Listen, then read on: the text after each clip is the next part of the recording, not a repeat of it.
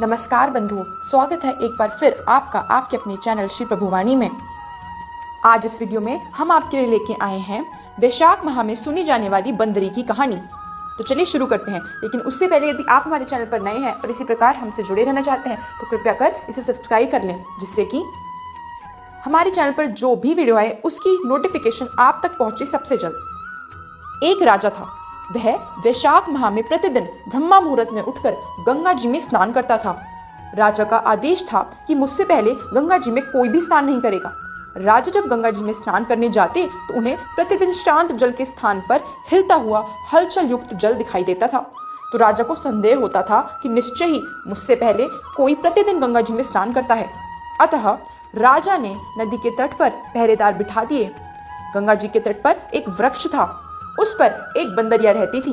वह प्रतिदिन राजा के स्नान करने से पूर्व स्नान करके वृक्ष पर चढ़कर बैठ जाती थी। इस प्रकार होते होते पूरा वैशाख माह व्यतीत हो गया, किंतु अंतिम दिन राजा के सिपाही ने देख लिया और उस बंदरिया को पकड़कर राजा के पास ले गए और कहा कि यह बंदरिया आपसे पूर्व प्रतिदिन गंगा जी में स्नान करती है।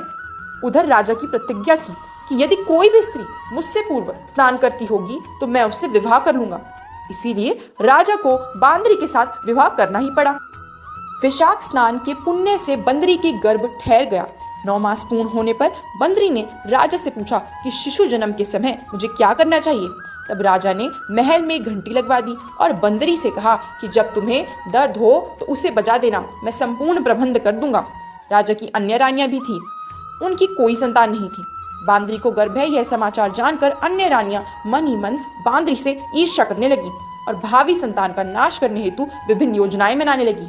घंटी लगी देखकर एक रानी ने बंदरी से इसका कारण पूछा तो बंदरी ने संपूर्ण वृतांत कह सुनाया। रानी ने बहकाया कि एक बार घंटी बजाकर तो देख ले कि राजा आते हैं या नहीं। बंदरी ने घंटी बजाई तो राजा दौड़े दौड़े महल में आए और घंटी बजाने का कारण पूछा। इस पर बंदरी ने उत्तर दिया कि मैंने तो रानियों के कहने पर घंटी बजाई थी। तब रानियों ने राजा से कहा कि यह तो पशु और ना जाने कितनी बार घंटी बजाएगी। इस प्रकार ये कहकर उन्होंने घंटी को हटवा दिया। कुछ दिनों बाद बंदरी के शिशु जन्म का समय आया तो उसने अन्य रानियों से पूछा कि अब बताओ मैं क्या करूं। तब रानी ने कहा कि तुम आंखों पर पट्टी बांधकर सो जाओ। बंदरी के वैशाख माह के स्नान के पुण्य प्रताप के रूप में एक सुंदर पुत्र हुआ। शिशु के जन्म होते ही उसके रोने से पूर्व ही रानियों ने उसे एक टोकरी में रखकर दासी को दे दिया और आदेश दिया कि इसे नदी में बहा कर आओ और उस शिशु के स्थान पर एक पत्थर रख दिया। राजा को भी कहलवा दिया गया कि बंदरी ने एक पत्थर को जन्म दिया है। राजा ने सुना तो उन्होंने भी संतोष कर लिया कि जब दूसरी रानियों की संतान नहीं है तो यह बंदरी है, इसकी क्या संतान होगी। उधर दासी ने उस सुंदर शिशु को नदी में ना बहाकर कुम्हार के खंडदड़ में रख दिया।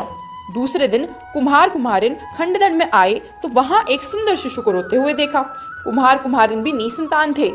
उन्होंने उस शिशु को अपने लिए भेजी गई भगवान की भेंट माना और बड़े प्रेम से शिशु का पालन पोषण करने लगे।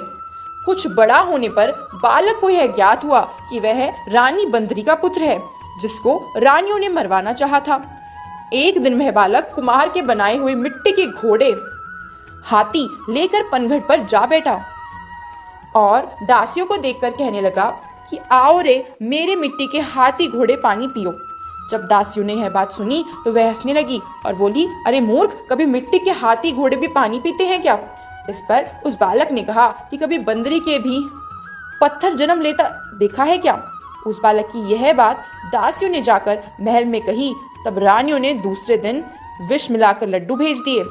ईश्वर की कृपा से लड्डू गोंद और बादाम के हो गए और उन लड्डू को खाने से उस लड़की की मृत्यु नहीं हुई। यह समाचार दासी ने रानी को कहा और रानी ने राजा से कहकर कुम्हार को देश निकाला दिलवा दिया। कुम्हार वन में रहने लगा।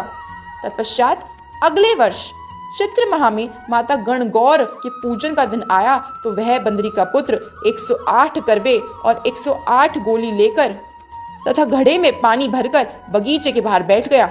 उधर राजा की और साहूकार की पुत्रियां गणगौर बनाने के लिए मिट्टी लेने के लिए आई तथा बगीचे में खेलने और झूलने लगी। इस कारण कुछ समय बाद उन्हें प्यास लगी। तब उन्होंने उस बंदरी के पुत्र से जल पिलाने के लिए कहा तो उस बालक ने उत्तर दिया कि मेरे पास एक गोली है, उसे खाते जाओ और मेरी चारों ओर फेरे लगाती जाओ, तब मैं तुम्हें जल पिलाऊंगा।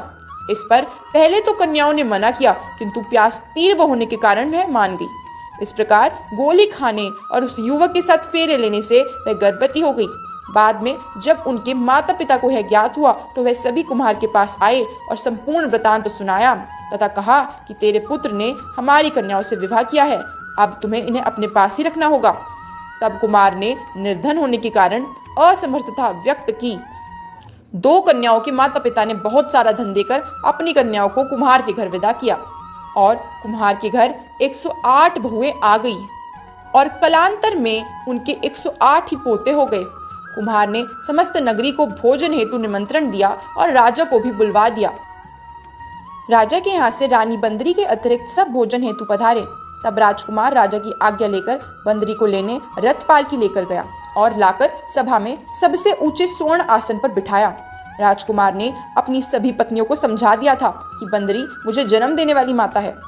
एक एक बहुरानी बंदरी के चरण स्पर्श करती गई और एक एक सोने का सिक्का और पोते को गोद में देती गई। जब राजा और अन्य रानियों ने यह सब देखा तो कुम्हार के पुत्र से इसका कारण पूछा। रानियों को तो संदेह होने लगा कि यह अवश्य ही बंदरी का पुत्र है। इसीलिए रानी और रूठ कर राजा को कहने लगी कि कुम्हार के पुत्र ने हमारा अपमान किया है और बंदरी का सम्मान किया है, अतः हम लौट कर जा रहे हैं।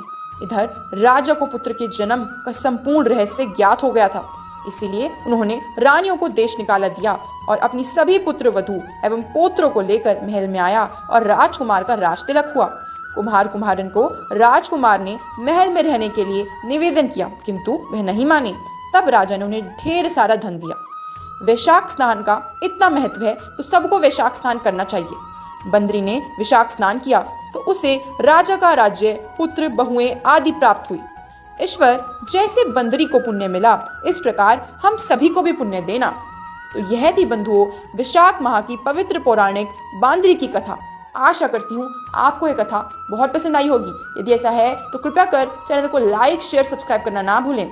वीडियो देखने के लिए आपका बहुत बहुत आभार।